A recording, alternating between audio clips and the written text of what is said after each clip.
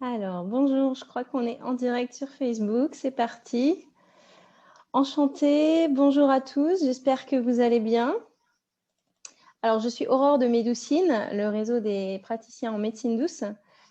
Et aujourd'hui, j'accueille Corinne Léger, qui est thérapeute en accompagnement psychocorporel, émotionnel ou parental et qui fait partie du réseau Médoucine.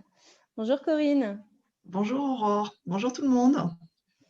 Donc Corinne, aujourd'hui, tu vas nous parler fleurs de bac et nous donner plein d'astuces pour les utiliser spécifiquement avec la saison du printemps.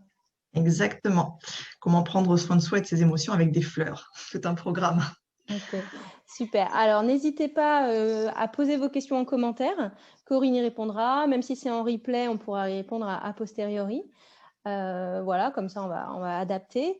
Et puis voilà, Corinne, je te laisse la parole. Super, c'est parti alors pour 20 minutes à peu près. Alors, les fleurs de Bach. Les fleurs de Bach, déjà, elles tiennent leur nom du docteur Bach, en fait, Édouard Bach, qui est le créateur, qui est un chirurgien, bactériologiste et homéopathe britannique. En fait, elles existent depuis les années 30, 1936 précisément, et il a mis en fait 7 années à développer sa méthode et à mettre au point du coup les fleurs de Bach. Donc ça fait déjà 85 ans qu'elles existent à peu près et elles commencent à être de plus en plus maintenant connues et utilisées.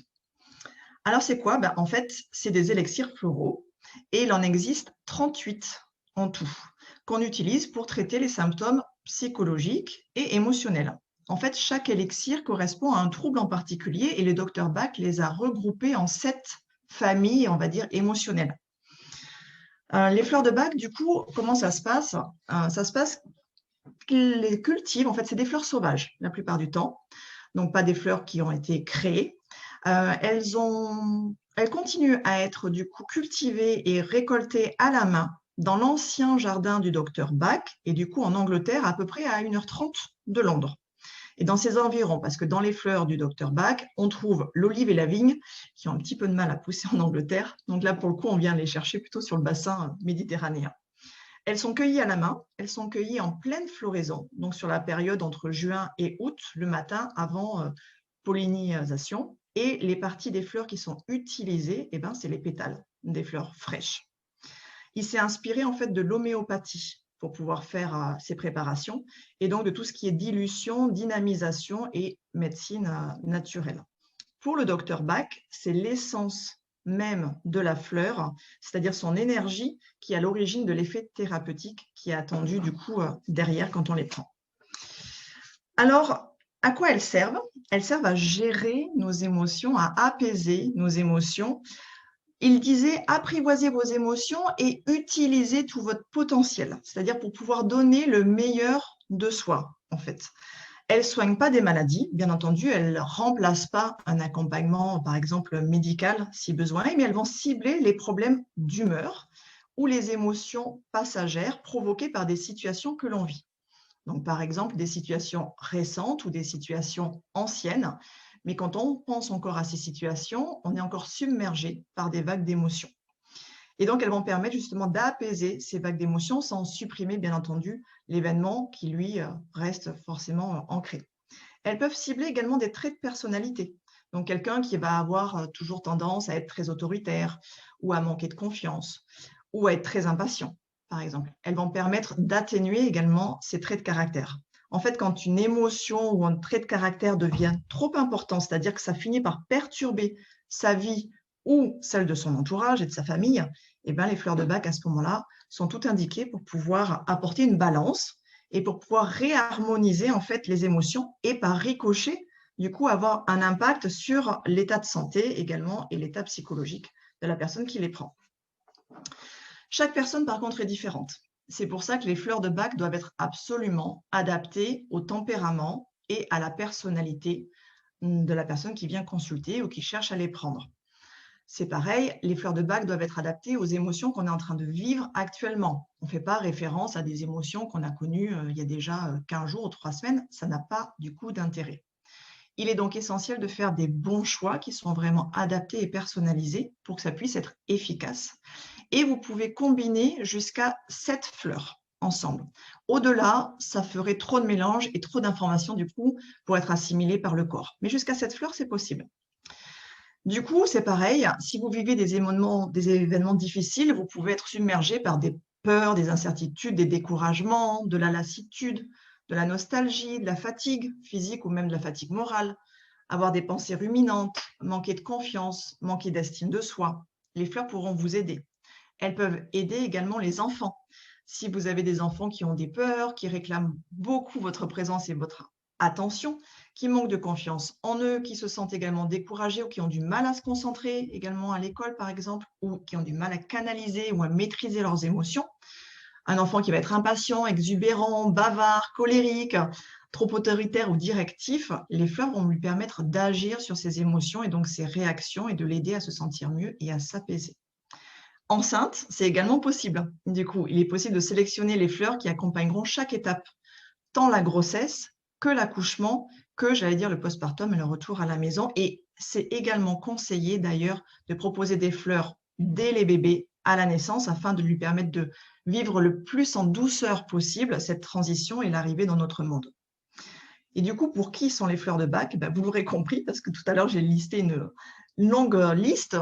Elles sont pour tout le monde. C'est bien ça l'avantage des fleurs de Bach, c'est qu'à la différence des huiles essentielles, comme c'est une méthode simple, douce et naturelle, il n'y a pas d'interférence avec d'autres éventuels traitements, antibiotiques, homéopathie ou autres. Il n'y a aucun risque de dépendance, d'accoutumance, de toxicité ou de surdosage. Du coup, elles peuvent être utilisées pour les femmes enceintes, pour les bébés, pour les adultes, pour les seniors, pour tout le monde. Et du coup, c'est assez un gros avantage. Le seul risque, c'est de ne pas sélectionner la bonne fleur. Mais si vous ne sélectionnez pas la bonne fleur ou pas les bonnes fleurs, il ne se passera rien, en fait, tout simplement. C'est-à-dire que ça ne va pas agir, il n'y aura pas d'effet. Les fleurs de Bach, vous pouvez les trouver en pharmacie, en parapharmacie, en magasin bio, également sur Internet. Maintenant, elles se trouvent de plus en plus facilement. Et vous pouvez préparer vous-même un flacon personnalisé en mélangeant donc des élixirs, ou bien vous pouvez faire appel du coup à un conseiller en fleurs de Bach qui, lors d'une consultation, au bout d'une heure d'entretien avec vous, saura sélectionner les fleurs les plus adaptées et vous remettre le flacon personnalisé. Une idée du coup, alors que je vous montre aussi un petit peu en même temps, voilà, un petit flacon de fleurs de Bach, ça ressemble à ça. Ça, c'est l'exemple, par exemple, de Willow.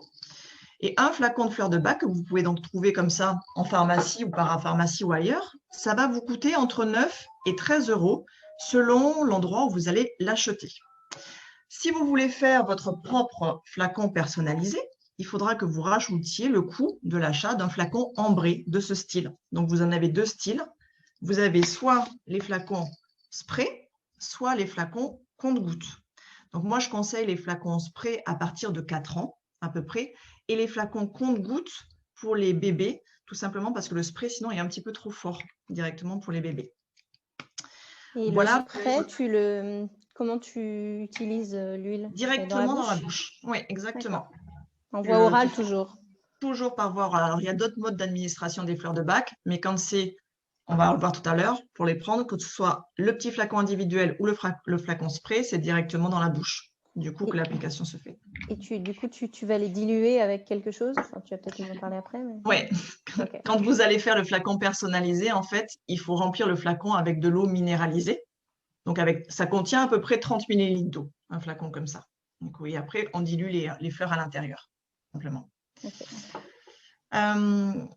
Alors, il y a des flacons, vous allez peut-être trouver sur Internet également des fabrications toutes faites.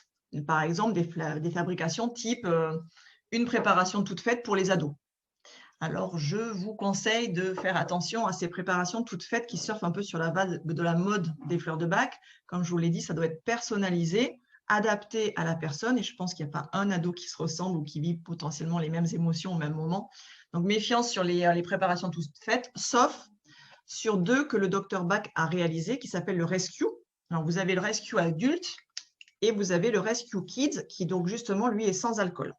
De la même manière, alors ça, ce n'est pas des traitements de fond, c'est des traitements un petit peu, j'allais dire, coup de poing. C'est-à-dire que soit vous allez avoir un examen médical ou vous allez devoir parler en public et à ce moment-là, vous stressez un petit peu à l'avance et vous prenez le Rescue avant l'événement qui vous stresse. ou alors vous venez de vivre une grosse émotion, donc une grosse colère, une tristesse, une peur, et vous prenez le rescue tout de suite après pour pouvoir apaiser votre émotion plus vite que si elle faisait son travail, j'allais dire, naturellement. Alors, on a dit justement la posologie. Si vous prenez un flacon tout seul, que vous achetez indépendamment, vous pourrez prendre 4 gouttes. À chaque fois, c'est des flacons compte-gouttes, comme je vous ai expliqué tout à l'heure. Voilà. Vous prenez à ce moment-là 4 gouttes que vous pouvez mettre directement sur votre langue. Ou bien, vous les diluez dans un demi-verre d'eau minérale. Pourquoi je vous dis ça? Parce que les flacons contiennent un tout petit peu d'alcool. Et donc, quand vous mettez les gouttes directement sur votre langue, vous sentez le goût de l'alcool et certaines personnes peuvent ne pas apprécier. Et encore moins si c'est des bébés ou des jeunes enfants, auquel cas, il faut vraiment diluer dans de l'eau. La posologie, à ce moment-là, donc des 4 gouttes à prendre directement sur la langue, c'est de les prendre 4 fois par jour, tous les jours, si possible en dehors des repas. Alors, n'hésitez pas à mettre une alarme sur votre téléphone ou autre pour pouvoir avoir des rappels, pour ne pas oublier. Il n'y a aucun danger à ce que vous en preniez plus dans la journée. Si vous mettez 5 ou 6 gouttes, par exemple, ce n'est pas grave. Si vous en prenez 5 fois dans la journée, ce n'est pas grave. Par contre, si vous prenez moins de gouttes ou moins souvent, il y a de fortes chances que les effets ne puissent pas se faire ressentir. Si vous décidez d'utiliser un flacon personnalisé, je vous rappelle que c'est jusqu'à 7 mélanges de fleurs que vous pouvez faire, vous allez donc mettre 2 gouttes de chaque fleur que vous aurez choisie dans votre flacon. Et vous allez compléter votre flacon avec 30 ml d'eau minéralisée. Pas d'eau du robinet, pas d'eau filtrée non plus. Il faut vraiment que ce soit une eau minéralisée. Le mélange, une fois qu'il sera prêt, et bien à ce moment-là, soit c'est un flacon spray et vous prenez 2 sprays directement sur la bouche et de la même manière 4 fois par jour, tous les jours. Soit c'est un flacon avec une préparation composée, mais en compte-gouttes. Et à ce moment-là, du coup, vous mettez 4 gouttes sur la langue, du coup, directement, 4 fois par jour, tous les jours. Voilà pour la posologie des fleurs de bac. Et combien de temps est-ce qu'on doit les prendre? Alors, combien de temps on doit les prendre? Ça va dépendre, justement. Si c'est un petit coup d'émotion, on va dire passager, vous pouvez prendre les élixirs pendant quelques jours, entre 1 et 5 jours, ils pourront commencer à faire effet et vous pourrez arrêter quand vous ressentirez le bien-être, le temps de vous sentir mieux. Si c'est vraiment un traitement de fond, parce que ça touche à un événement beaucoup plus ancien ou à des émotions beaucoup plus ancrées, à ce moment-là, il est préconisé de prendre les fleurs pendant 3 semaines. Et ça tombe bien si vous avez un flacon personnalisé, parce que les 30 ml d'eau et le flacon personnalisé vous durent en fait pendant 3 semaines. Donc, c'est exactement le temps qu'il faut pour le traitement de fond. Ça vous donne également le temps de vous observer finalement, de savoir ce qui va mieux, ce qui a fonctionné et ce sur quoi vous avez besoin encore de travailler pour, au bout de 3 semaines, pouvoir de votre côté ou avec votre conseiller de fleurs de bac, pouvoir refaire le point sur votre flacon et changer des fleurs, en enlever ou en rajouter par exemple. Pour la conservation des fleurs de bac, ne laissez pas vos flacons personnalisés ou vos flacons individuels près du soleil ou près d'une source de chaleur comme un radiateur, ni dans la salle de bain parce qu'il y a trop de variations hydrométriques. Il faut qu'elles soient conservées à la verticale, à l'abri de la lumière et à température du coup ambiante. Et donc les flacons personnalisés, vous pouvez les conserver, comme on l'a dit, pendant 3 semaines, c'est-à-dire le temps que ça vide tout simplement votre flacon. Et puis, si vous les achetez unitairement un par un, vous avez de toute façon la date de péremption qui est indiquée sur votre flacon et qui peut aller même jusqu'à 5 ans, selon la date à laquelle vous l'achetez. Donc, ça peut vous durer du coup très, très longtemps. Il y a d'autres modes d'administration, Aurore, du coup, tu l'as évoqué tout à l'heure. Là, on parle de tout ce qui est administration par voie orale, parce que c'est le mode d'administration qui est vraiment le plus utilisé, le plus répandu avec les fleurs de bac. Mais il en existe d'autres, en fait. Vous pouvez mettre quelques gouttes de fleurs de bac, au moins 10 gouttes, dans votre bain, par exemple, ou dans le bain du bébé, ce qui est possible également. C'est idéal justement pour les bébés, mais vous pouvez l'utiliser dans les adultes. Donc ça, c'est une administration par bain, on va dire. Vous pouvez également les utiliser en local, sur les tempes, sur les poignets, sur les lèvres, sur les centres d'énergie, pour ceux qui connaissent l'acupuncture. C'est une technique également qui est utilisée et vous pouvez à ce moment-là les mettre directement sur ces points-là, ou en massage. À ce moment-là, si vous utilisez les fleurs de bac en massage, Vous les diluez dans l'huile d'amande douce, par exemple, et vous mettez 2, 3, 4 gouttes maximum et vous massez sur les zones qui doivent avoir l'application de la fleur de Bach. Il y a des compresses locales également qui sont utilisées pour les zones qui peuvent être douloureuses. C'est à peu près les seules utilisations autres que la version orale. Mais tout ce qui est traitement vraiment, c'est plutôt pour du traitement, on va dire, physique, souvent à ce moment-là, ou pour les bébés, pour le bain, parce que c'est pratique.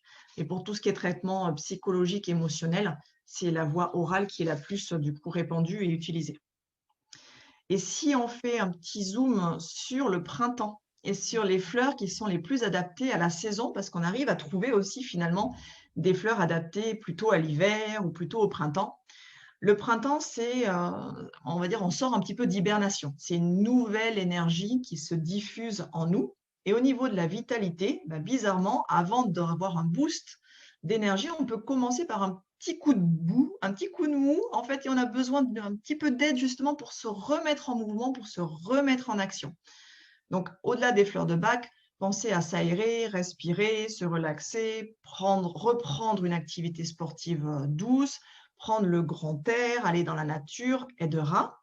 Et au niveau des fleurs, vous avez olive, c'est-à-dire l'olivier, la fleur de l'olivier, qui va vous aider si vous vous sentez particulièrement encore fatigué. Ça va vous permettre de retrouver votre vitalité et votre énergie.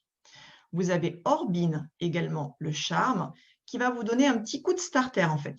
C'est-à-dire c'est comme si vous étiez un diesel, vous avez besoin un petit peu de chauffer avant de vous mettre en route, et bien Orbine va vous donner ce coup de starter pour vous mettre en mouvement et pour vous mettre en action. Au niveau du corps, le printemps est associé au foie. Et du coup, notre corps au printemps d'ailleurs travaille puisque c'est la grosse période de nettoyage. Ça peut être le bon moment pour vous également de faire une détox, une petite détox, mais en étant accompagné à ce moment-là dans cette démarche. Et au niveau des fleurs de Bach, vous pourriez choisir Crab Apple. Crab Apple, c'est le pommier sauvage. C'est en lien particulièrement également avec son corps, l'image de soi, mais ça permet également de se délester, de se décharger de tout ce qu'on n'a plus besoin, de tout ce qu'on veut se débarrasser. Un peu comme justement le ménage de printemps qu'on peut faire à l'intérieur de soi, à la maison. Et bien là, c'est pareil, on fait un ménage de printemps, on essaie de se débarrasser de tout ce qu'on ne veut plus.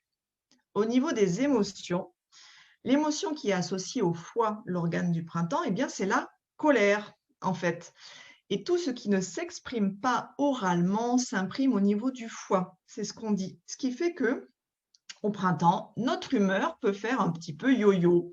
On peut manifester une certaine impatience, une certaine intolérance, voire un peu d'agacement. À ce moment-là, au niveau des fleurs, vous avez impatience, qui porte tout à fait son nom, qui va vous permettre justement de ralentir, d'être plus posé, d'accepter également le rythme des autres qui peut-être est plus lent que le vôtre. Vous pourriez prendre également Cherry Plum, c'est le prunier.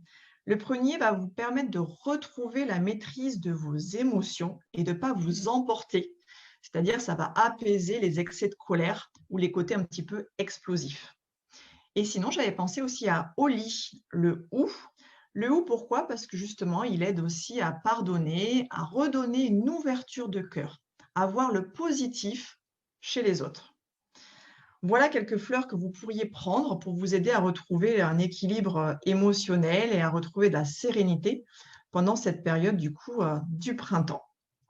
J'espère que voilà, j'ai fait un petit peu le tour de qu'est-ce que c'est l'historique, combien ça coûte, comment vous faire des propositions, comment les prendre individuellement, combien de temps les prendre.